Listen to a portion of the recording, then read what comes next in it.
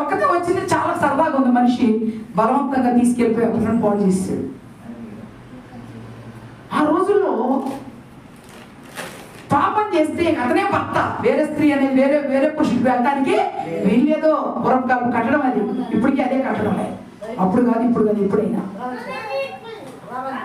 ఈ స్థితిలో, ఈ పరిస్థితిని బట్టి దీన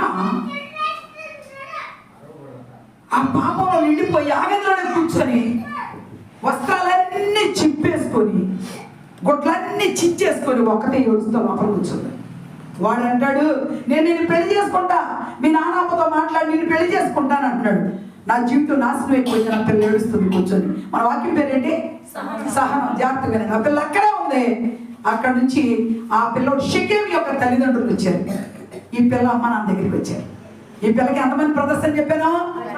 ఒక్కొక్క నిమిషంలో మడతేసేస్తారు, ఒక్కొక్కరిని జాగ్రత్త గుర్తుపెట్టుకోండి. పిల్ల ఇంటికి రాట్లా అక్కడే ఉంది. మీ అమ్మాయిని మేము పెళ్లి చేసుకుంటాం, మీరు మాతో మేము అందుకోండి అని తల్లిదండ్రులు అంటారు. వచ్చాడు. వస్తే వీళ్ళు అన్నారు, సుమత లేని వాడు మా ఇంటి అల్లుడు అవడానికి వీల్లేదన్నారు.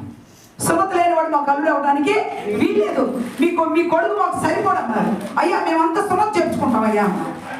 అందరూ సుమత చెప్పుకున్నారు. అందరూ సుమత చెప్పుకొని అందరూ బెట్ల మీద పడుకుని ఉన్నారు. ఊరంటే మాటల వేల మంది ఉంటారు కదా సుభాష్ని, వేల మంది బెట్టకొకరు పడుకుని ఉన్నారు. చదివిస్తే టైం చాలు, నాకు వేరే వేరే త్వరగా వెళ్ళిపోవాలి.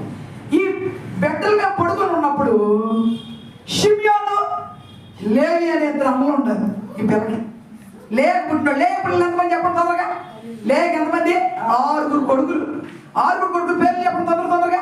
రూబేను, షిమ్యోను, లేవి, యోదా, ఇశ్శాఖారు, జబూలూను. ఎంతమంది మొత్తం కొడుకులు?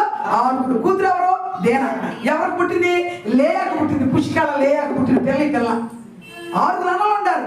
మిగిలిన వాళ్ళు వేరే భార్యలకు పుట్టినాడు కాబట్టి వాళ్ళ కోపం రాకపోవచ్చు, కానీ కన్న తల్లి తోడ పుట్టినాడు కోపం రాకుండా. అందుకే నన్నంటే మా తమ్ముడు ఉన్నాడు, నాకు అన్నున్నాడు అని లెవలేస్తారు ఆడుతున్నారు కదా. నీ అంతు చూస్తా, నేను కొట్టిస్తా మా వాళ్ళ చేత.